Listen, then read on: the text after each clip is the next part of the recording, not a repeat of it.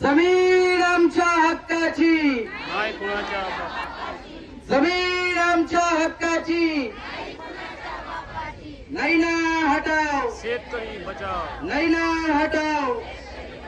छत्रपती शिवाजी महाराज की जय भवानी. जय शिवाजी. बहुजन प्रतिपालक स्वराज्य संस्थापक छत्रपती शिवाजी महाराज. शिक्षणाची ज्ञानगंगा जनमानसांच्यात रुजून या देशातील महिलेला चूल आणि मूळ इथपर्यंत मर्यादित न राहता या देशातील महिलेला जगाच्या पटलावर समानतेचा अधिकार निर्माण करून देणारे क्रांती सूर्य महात्मा ज्योतिराव फुले क्रांतीज्योती सावित्रीबाई, ज्यांनी मूलभूत अधिकार हक्क तुम्हा आम्हाला दिला आणि आज हा उपोषण करण्याचा अधिकार सुद्धा ज्यांच्या संविधानामुळे आज प्राप्त आहे ते डॉक्टर बाबासाहेब आंबेडकर. येथील भूमिपुत्रांना ज्यांनी लढायला झुंजायला शिकवलं ते भूमिपुत्रांचे कैवारी लोकनेते दिबा पाटील साहेब व ज्या ज्या महामानवांना मानवाच्या कल्याणासाठी आपलं सर्वस्व समर्पित केलं अशा सर्व महामानवांना आपल्या जोरदार टाळ्यांच्या गजरात एका तीव्र अभिवादन करतो. मी सुरुवात करत असताना माझ्या माता भगिनींना, माझ्या बांधवांना, समाज बांधवांना या ठिकाणी आवर्जून सांगितलं पाहिजे. मी बोलण्याची सुरुवात करत असताना तत्पूर्वी मी सांगेन की मी कोणत्याही राजकीय पक्षाचा पदाधिकारी नाही, मी कोणत्याही राजकीय पक्षाचा शाखा प्रमुख सुद्धा नाही. मी समाजाचा आहे आणि जिथं जिथं समाजावर अन्याय होईल त्या त्या ठिकाणी समाजाच्या अन्यायाविरुद्ध छाती ठोकपणे बोलण्यासाठी मी उभा राहील. बांधवांनो, एक गोष्ट आपण लक्षात घेतली पाहिजे की छत्रपती शिवाजी महाराजांचे आपण वंशज, शिवाजी महाराजांच्या विचारांचा वारसा घेणारे तुम्ही आम्ही चालवणारी सगळी माणसं, फुले शाहू डॉक्टर बाबासाहेब आंबेडकर आणि लोकनेते दिबा पाटील साहेबांचा विचार घेऊन चालणारी तुम्ही आम्ही माणसं. आपण लक्षात घेतलं पाहिजे की जी लोक भितात, घाबरतात त्या लोकांचा इतिहास कधीच लिहिला जात नाही, पण जी लोक निर्भीडपणे बंड करतात त्यांचाच इतिहास लिहिला जातो. आज सर्व उपोषणकर्ते आज या ठिकाणी बसलेले आहेत. आपण सर्व उपोषणकर्त्यांनी या ठिकाणी लक्षात घ्यायचं आहे, आपण आणि आपल्याला सहकार्य असणारी सगळे पाठिंबा दर्शवणारी लोक तिची झगडतायत, भांडतायत. अरे आमचा अधिकार आहे तो आम्हाला द्या. आम्ही काय वेगळं मानतोय, वेगळं काय आम्ही मागतोय? ही जमीन मूळ आमची आहे आणि त्या मूळ जमिनीचे मालक आम्ही आहोत. छत्रपती शिवाजी महाराजांनी 350 वर्षापूर्वी जमीन शेतकऱ्यांना विभागून दिली. नंतरच्या काळामध्ये तरीचा संप झाला, त्यामध्ये कसेल त्याची जमीन आणि राहील त्याचा घरा कुल कायद्याचा जन्म झाला.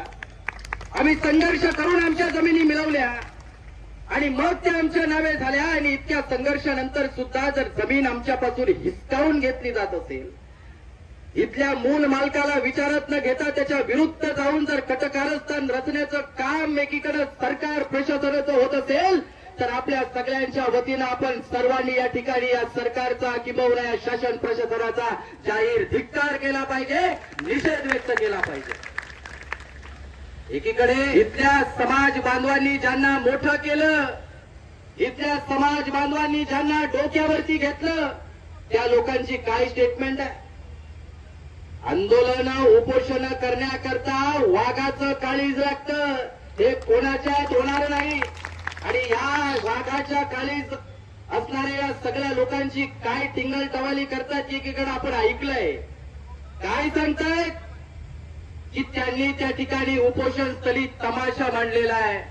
पण माझ्या समाज बांधवांनो, आपल्याला आवर्जून सांगावं लागेल, हा तमाशा नाही तर आम्ही एकत्रित येऊन समाज बांधवांनी या शासन प्रशासनाच्या आणि सरकारच्या तोंडावर मांडलेला तमाशा आहे हे पहिल्यांदा त्यांना आपल्याला दाखवून द्यावं लागेल.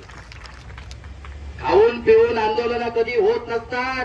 जर खाऊन पिऊन आंदोलन असेल तर सरकार आपलं आहे, शासन प्रशासन आपलं आहे, डॉक्टर आपले आहेत, ते रोज येऊन ब्लड चेक करतात.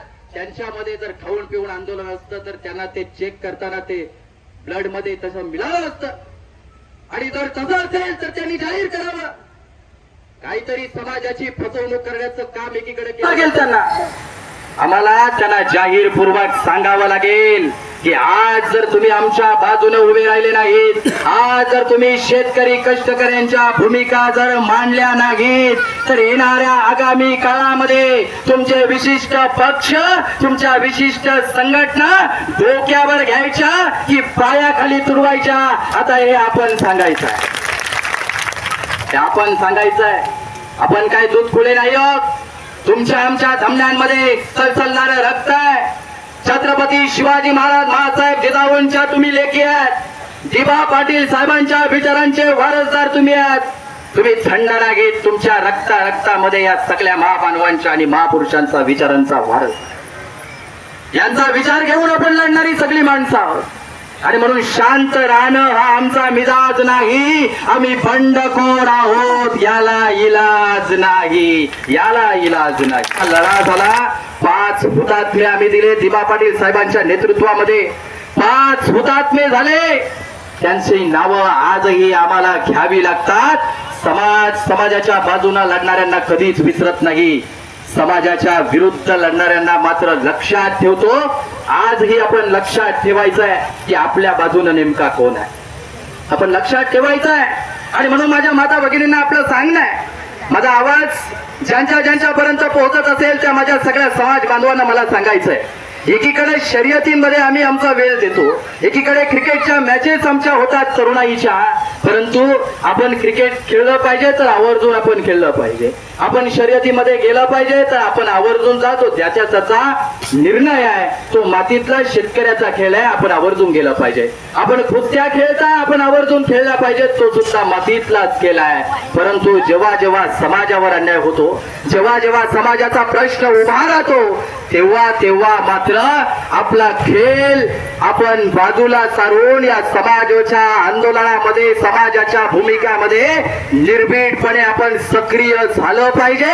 आणि आपण असं आपल्याला नम्रतापूर्वक आव्हान या माध्यमातून या ठिकाणी सगळ्या माता भगिनींना मला सांगायचं आहे, आपल्याला समाजाच्या उद्धाराकरता आणि समाजाच्या रक्षणाकरता जर शिवरायांच्या विचारांचे मावळे तयार करायचे असतील तर पहिल्यांदा तुम्हाला जिजाऊ व्हावं लागेल. कारण जेव्हा तुम्ही जिजाऊ व्हाल तेव्हा छत्रपती शिवाजी महाराज आणि त्यांचे मावळे निर्माण झाल्याशिवाय राहणार नाही.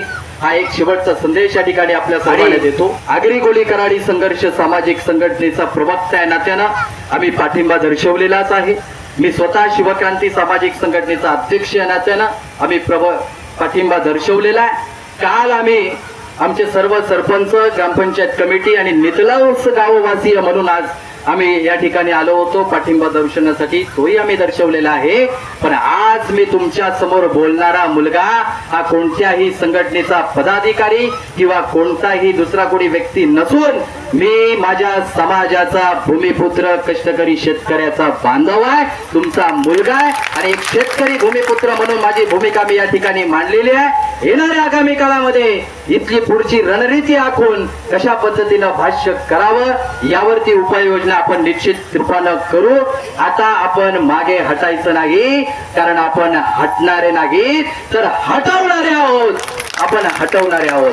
मला पुन्हा एकदा शेतकरी एकजुटीचा विजय असो. जमीन आमच्या हक्काची, नाही कुणाच्या बापाची. जमीन आमच्या हक्काची, नाही कुणाच्या बापाची. धन्यवाद.